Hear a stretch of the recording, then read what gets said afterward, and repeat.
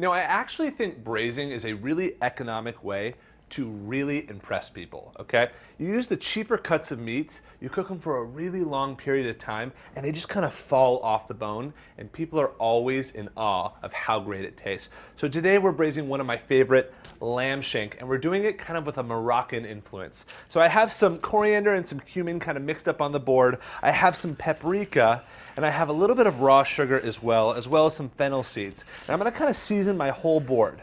Now, when you braise, you're really looking to a really heavy pot to do it in, and today I'm doing it in the Staub Wide Oval Cocotte. I love this thing. I'll tell you why in a minute, but for braising, this kind of is the king of the heap. So we're gonna mix in the salt. We're gonna add some cracked pepper. Awesome. So my whole board is seasoned. This is one of my favorite ways to really distribute a crust around meat. So I'm just gonna take my lamb shank and just kind of mop it all up. All those spices, and you can already start smelling it. Now, a lot of people add a lot of different spices, and that's so you can taste the different notes whenever you're cooking something. So you get a little bit of the toastiness of the cumin, you get the spiciness of the paprika. It kind of plays in your mouth, and that's exactly what this lamb's gonna do for you. All right, so that's all good to go. Let's check out our pot. I have it on a medium-high heat, okay? And one thing that's great about a stove is that it really gets an even sear. Not one side gets favored by the heat. Everything is even throughout.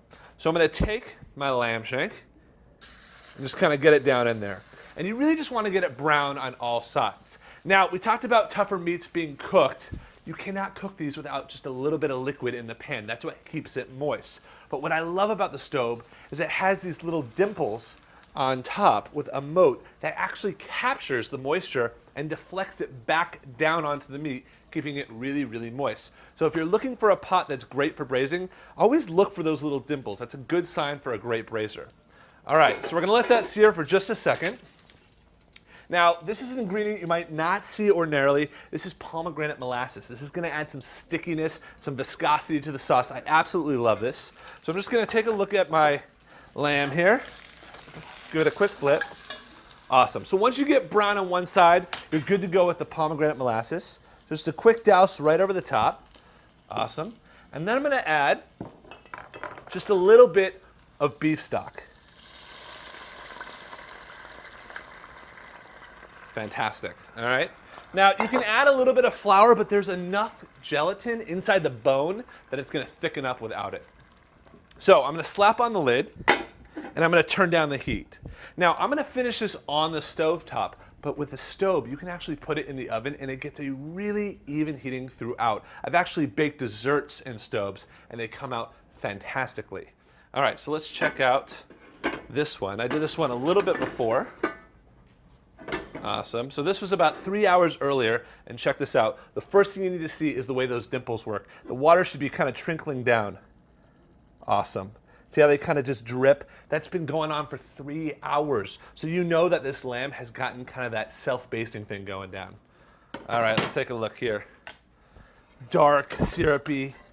I love this recipe. This is amazing over couscous. Everyone loves it. So I'm just gonna grab a plate, move it to myself here, and pick up this whole lamb shank. It's barely holding together. Oh, it almost looks like chocolate sauce. That's so thick.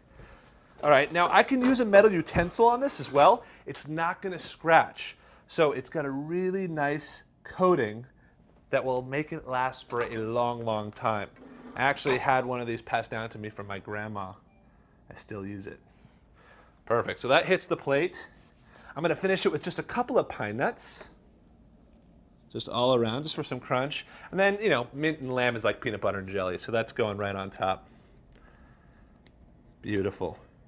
It's my version of a braised Moroccan lamb shank, and I did it in the Staub Oval Wide Cocotte.